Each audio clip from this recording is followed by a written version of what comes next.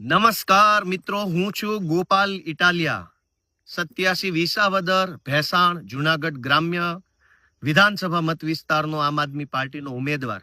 આજે 25મી મે 2025 સારી તારીખ છે. 25/5/25 ભારતના ચૂંટણી પંચે આજે પેટા ચૂંટણી જાહેર કરી છે.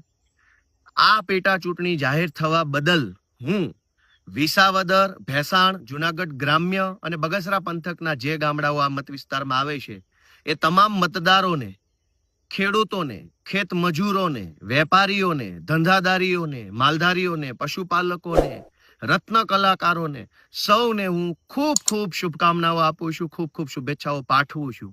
કારણ કે આપણા વિસાવદર ભેસાણ જુનાગઢ ગ્રામ્ય મત વિસ્તારમાં છેલ્લા 2-2.5 વર્ષથી ધારાસભ્ય નથી, જનપ્રતિનિધિ નથી. કારણ કે ભાજપે છેલ્લા 2 વર્ષથી ચૂંટણી થવા દીધી ન હતી અને ચૂંટણી ન થવા દીધી એટલે આપણા વિસ્તારમાં છેલ્લા 2-2.5 વર્ષથી ધારાસભ્ય નથી.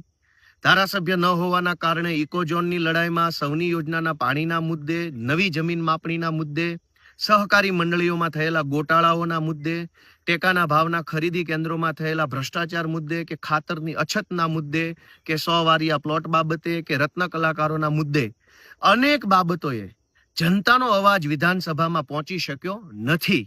પણ આખરે હવે ચૂંટણી જાહેર થઈ છે, 19 તારીખે મતદાન થવાનું છે, 23 તારીખે એનું પરિણામ આવવાનું છે. ત્યારે હું ફરી એક વખત વિસાવદરના સર્વ સમાજના સર્વ વડીલો, આગેવાનો, યુવાનો, માતાઓ, બહેનો સૌને મારા હૃદયપૂર્વકની શુભેચ્છાઓ પાઠવું છું.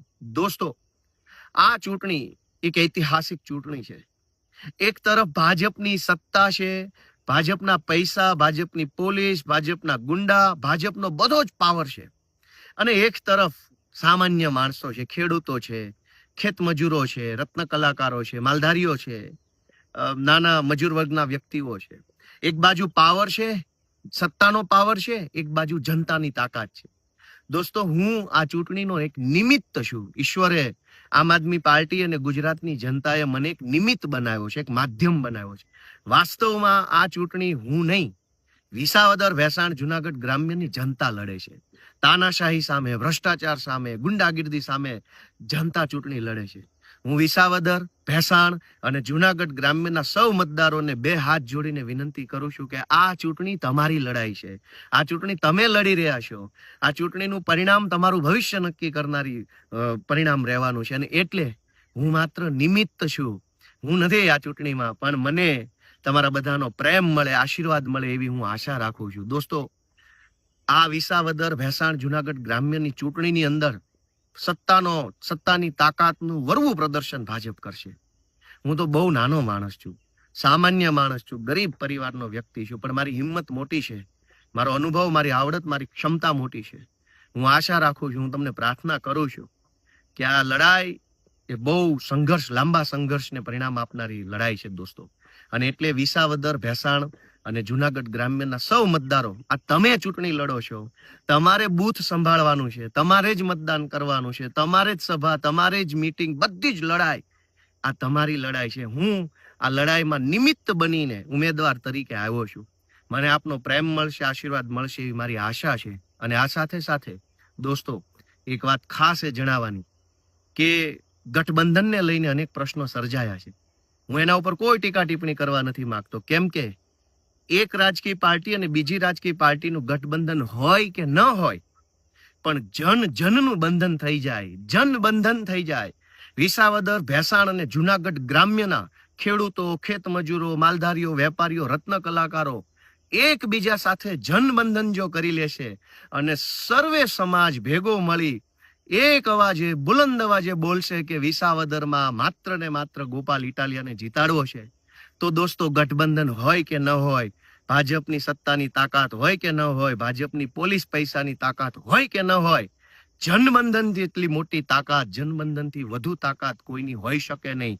વિસાવદરના ગામે ગામ જ્યારે હું મિટિંગમાં ગયો ત્યારે લોકોએ એક બાહેધરી, એક આત્મવિશ્વાસ સાથે મને એક ખાતરી આપેલી છે કે આ ચૂંટણીમાં જનબંધન કરશે અને જીતાડશે. તો ફરી એક વખત વિસાવદર ભેસાણ અને જુનાગઢ ગ્રામ્યના સૌ મતદારોને ગોપાલ ઇટાલિયા તરફથી હૃદયપૂર્વકની શુભકામનાઓ અને આ વિસાવદર ભેસાણ વિધાનસભાની ચૂંટણીની અંદર ઇતિહાસ રચાય, ગુજરાતની રાજનીતિમાં બદલાવ આવે તેવા પ્રકારનું યોગદાન સૌ આપે એવી મારી વિનંતી સાથે ગુજરાતભરની અંદરથી બદલાવ ઈચ્છતા, ક્રાંતિ ઈચ્છતા, રાજનીતિમાં બદલાવ લાવવાની ચાહ રાખવા વાળા જેટલા પણ લોકો આખા ગુજરાતમાં છે, તમે ભાજપમાં હોવ કે કોંગ્રેસમાં હોવ કે સમાજ સેવાના ફિલ્ડમાં હોવ કે સરકારી નોકરીમાં હોવ કે પ્રાઇવેટ નોકરીમાં હોવ કે એનજીઓમાં કે કોઈ પણ કામ કરતા હો, ગુજરાતભરના સૌ લોકોને મારી બે હાથ જોડીને અપીલ છે કે 15 દિવસનો સમય કાઢીને, રજા રાખીને જો તમે આવી શકો તો પ્લીઝ આવો વિસાવદરમાં, તમારું આ ક્રાંતિની અંદર અમૂલ્ય યોગદાન આપો. માત્ર 15 દિવસ વધ્યા છે. આ 15 દિવસમાં ગુજરાતભરમાંથી લોકો આવી અને ક્રાંતિની મશાલ પ્રગટાવી એવી આશા સાથે જય કિસાન, જય જય ગરવી ગુજરાત.